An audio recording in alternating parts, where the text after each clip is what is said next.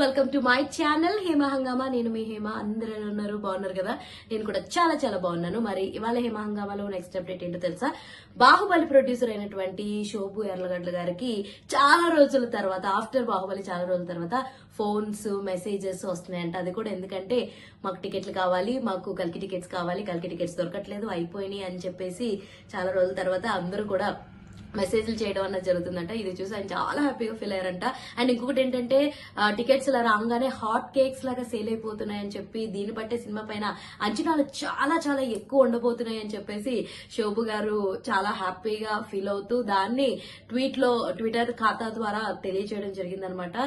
So చాలా మంది buzz లేదు అని అన్నారు. బట్ ఇప్పుడు బజ్ మామూలుగా లేదు అని అంటున్నారు అనమాట. అది దట్ ఈస్ ఆల్ అబౌట్ కల్కి 2898 AD. సో ప్రపంచ వ్యాప్తంగా రేపు రిలీజ్ కాబోతుంది కల్కి సినిమా. అండ్ అందరూ కూడా చాలా అంటే చాలా చాలా చాలా చాలా ఈగర్ గా ఉన్నారు.